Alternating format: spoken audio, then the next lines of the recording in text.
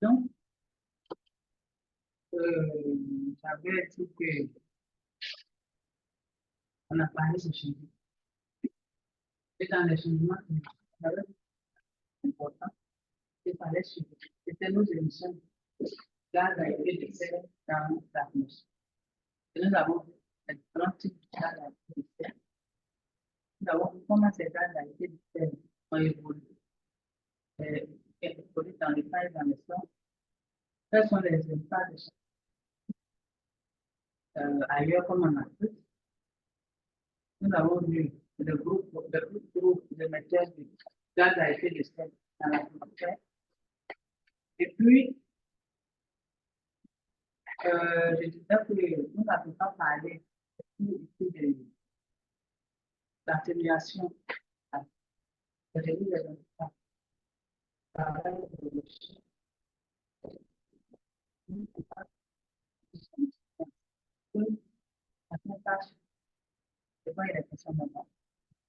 Et donc, par rapport à tout ça, il a fallu que les génistes, il y a vraiment au niveau de la et avec cette conscience, les actions qui font ce changement climatique. Et parmi ces actions, les actions qui ont été l'institutionnalisation de ces actions-là a commencé avec la création de la Convention 4 des Nations Unies sur les changements et l'adoption du protocole de Kyoto qui dispose d'objectifs obligatoires sur les émissions de gaz à effet de serre. Donc, vous voyez que ici, notre objectif, c'est les émissions, comment réduire les gaz à effet de serre, comment réduire nos émissions.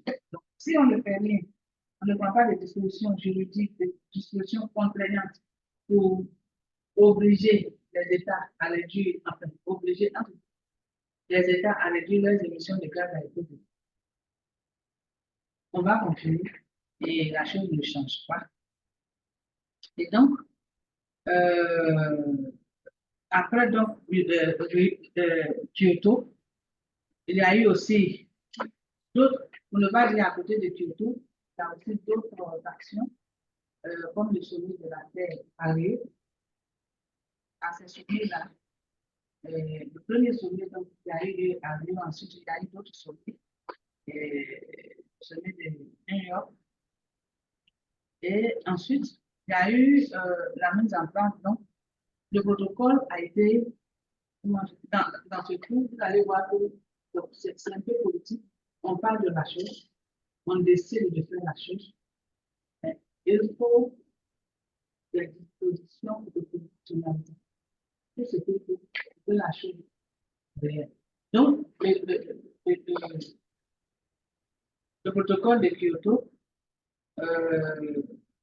va donc va devenir réel, va être mis en œuvre et ça va être réajusté. Il y aura des amendements par-ci, par-là. Et ça va passer par plusieurs conférences qu'on appelle la conférence des partis, dont celle de Copenhague en 2009, de Doha en 2012 et celle de Paris en 2015, qui a fait le point des contributions nationales prévues en matière d'émissions de gaz à effet de serre. Généralement, vous allez entendre parler de ILD, c'est les contributions à chaque État.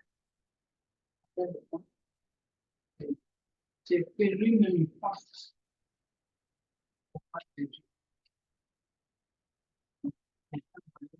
avant la conférence de Paris. Et à la conférence de Paris, il était question de rendre ça, de prendre des accords contraignants pour appliquer cela. Là, vous allez... malgré bon, vraiment, ça, c'est des détails même que tu veux donner. C'est qui ça? Pardon, madame, bonjour, madame. Comment? Coupez votre micro, s'il vous plaît.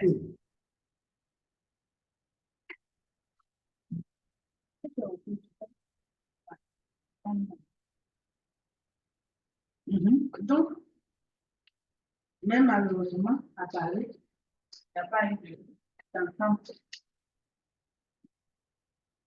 Comme on l'espérait, parce que normalement à Paris, le protocole de Kyoto devait disparaître. Et même avant à Paris d'ailleurs, parce que vous allez voir que le protocole de Kyoto a été pouvoir être remplacé par un autre protocole, un accord convenu. Mais juste en 2015, et même à Paris, on n'a pas pu mettre en place un assez fort. Et donc, voici un peu ce qui fait l'objet de notre politique. Et donc, les objectifs du cours, on a d'abord le fait qu'on peut identifier les accords et les protocoles internationaux de lutte contre les changements climatiques. Et ensuite, décrire les décisions majeures issues des accords de protocoles internationaux contre les changements climatiques globaux.